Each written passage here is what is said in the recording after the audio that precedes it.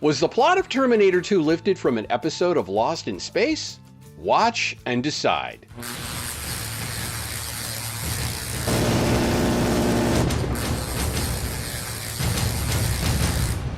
It can't be bargained with. It can't be reasoned with. It doesn't feel pity or remorse. You are totally devoid of feeling. Your only function is to destroy. And it absolutely will not stop. Ever. They'd created a destruction android and sent him after me. The destruction android cannot be stopped. Until you are dead. But he's been programmed to kill. That's his function. Yeah, two tales about anthropomorphs that are sent to kill but then change to become protectors of the very ones they were sent to kill. Protect from what? More advanced models of their very own kind. Director James Cameron, who was born and raised in Ontario, said that his inspiration for T2 was the 1985 song Russians by Sting, which coincidentally had a lyric about Robert Oppenheimer. You might have heard of him. I have to believe most of us have seen the first two Terminator movies, but you may not know the 1960s American TV show Lost in Space, which back then ran on Canadian network CTV when James Cameron was in his early teens. If you're unfamiliar with the series, it was the futuristic tale about the Robinson family. They blasted off into space to travel to the nearest star, Alpha Centauri, in the then distant future of 1997. In season 2, there was an episode entitled The Android Machine, which aired in 1966.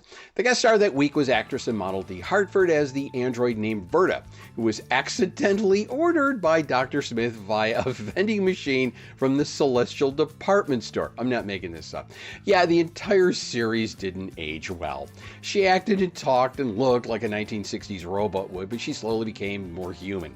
Later that season, in March of '67, in an episode entitled Revolt of the Androids, Dee Hartford reprises her role as Verta. The store apparently discontinued her model and ordered all like her to be scrapped. So she goes on the run to find the Robinsons, all with an android killer on her tail.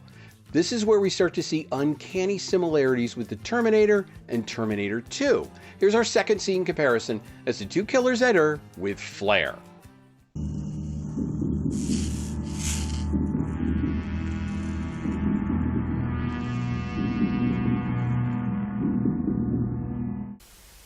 Warning, warning. Extraterrestrial life form approaching. Well. There.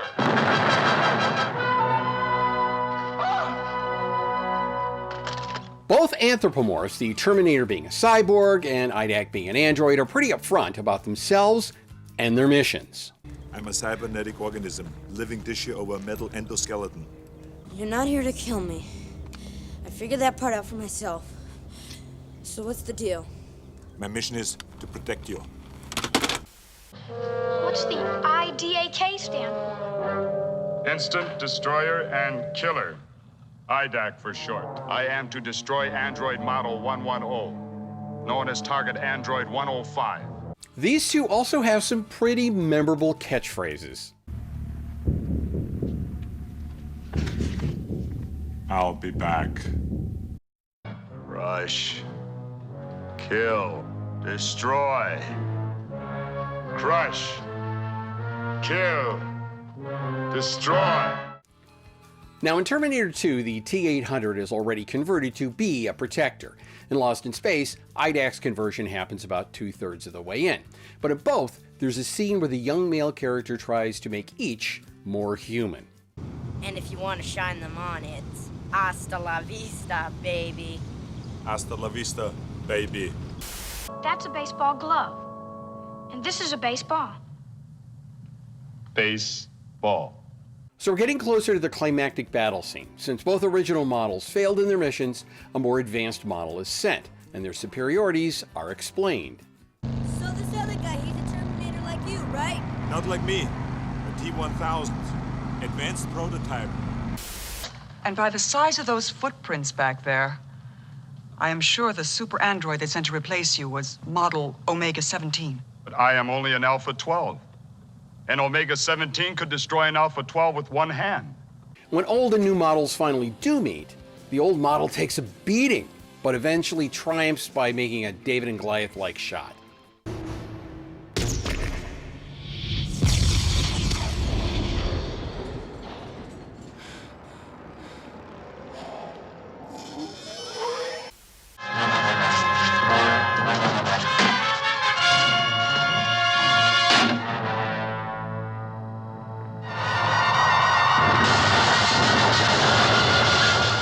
last comparison we'll call the walk-off handshake and hug, where the other characters are all sad to see the cyborg or android leave. I have to go away. No, don't do it. Please, don't go.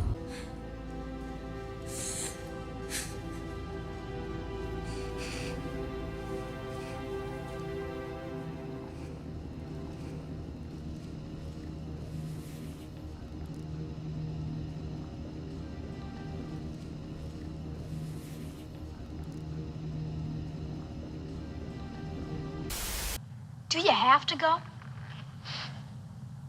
I want to go. Goodbye, Will Robinson. Goodbye, Ida. Penny. Goodbye, Penny. Remember me. So there it is. The storylines have many differences, and I'm not accusing James Cameron of anything here, but he's a guy who clearly likes film and science fiction. It's hard to imagine he didn't see this episode. You decide. Thank you for watching, and if you enjoyed, please hit the like and subscribe button.